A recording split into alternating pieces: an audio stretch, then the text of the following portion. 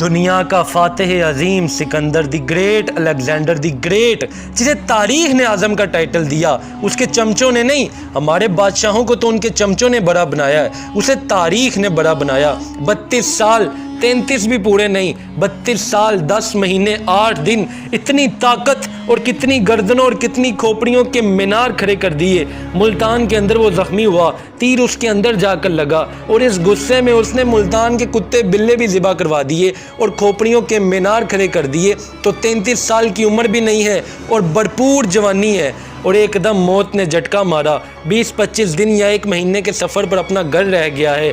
تو اس کی آخری تمنا تھی، کوئی ہے جو مجھ سے میری ساری حکومت لے لے اور مجھے گھر پہنچنے کے لیے چند دن کی مہلت دے دے، میں گھر میں مرنا چاہتا ہوں۔ یہ کون کہہ رہا ہے؟ یہ وہ شخص کہہ رہا ہے جس نے آدھی دنیا فتح کی، یہ کوئی عام شخص نہیں کہہ رہا۔ مرنے سے پہلے اس نے 3 خواہشات کا اظہار کیا۔ اس نے کہا کہ جب میں مروں تو میری یہ 3 خواہشیں لازمی پوری کرنا۔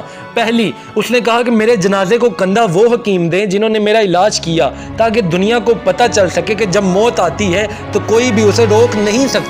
دوسری اس کی خواہش یہ تھی کہ میری جتنی بھی دولت ہے اس راستے میں بچھائی جائے جہاں سے میرا جنازہ گزرنا ہے، تاکہ دنیا کو پتہ چل سکے کہ جو تمہاری کمائی، یہ جو تمہاری دولت آخر میں تمہارے کسی کام نہیں آئے گی، چاہے تم پوری دنیا ہی کیوں نہ فتح کر لو۔ تیسری اس کی خواہش یہ تھی کہ میرے دونوں ہاتھ میرے کفن سے باہر رکھنا، تاکہ دنیا کو پتہ چل سکے کہ انسان اس دنیا میں آیا بھی خالی ہاتھ تھا اور جانا بھی خالی ہاتھ ہے۔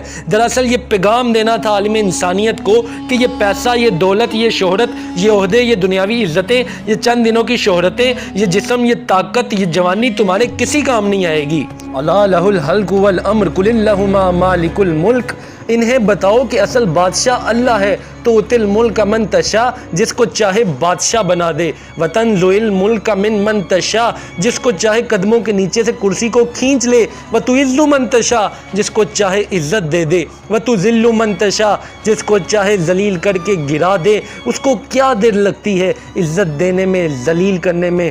اوپر سے نظام چلتا ہے۔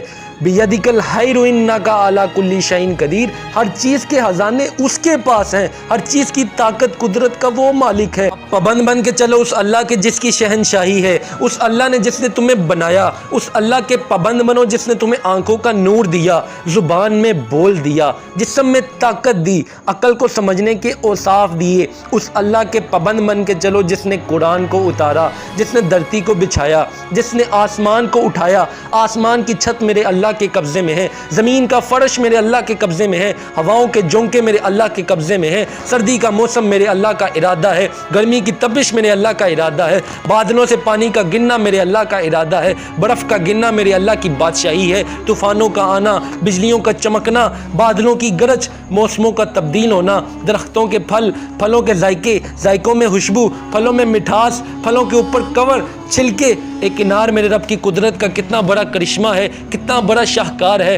دانہ دانہ ذرا جوڑ کے تو دکھاؤ، پھر اس کو پردوں میں لپیٹ کے دکھاؤ، پھر اس کے اوپر پیکنگ کر کے دکھاؤ، پھر اس میں رنگ بھر کے دکھاؤ، پھر اس میں ذائقے بھر کے دکھاؤ۔ گائے کے تھن سے نکلتا دودھ دیکھ، ہرن کے نافے میں مشک، اور سام کے منہ میں زہر، اور مکھی کے منہ میں شہد۔ آدم کی ساری نسل کا مالک، 2 پاؤں پہ چلنے والوں کا بادشاہ، 4 پاؤں پہ چلنے والوں کا مالک، پانی کی مخلوق، ہوا کی مخلوق، زمین کی مخلوق، رینگنے والے، اڑنے والے، تیرنے والے، چپٹنے والے، ڈالنے والے، پھاڑنے والے، ڈسنے والے، سب پر میرے اللہ کی شہنشاہی ہے۔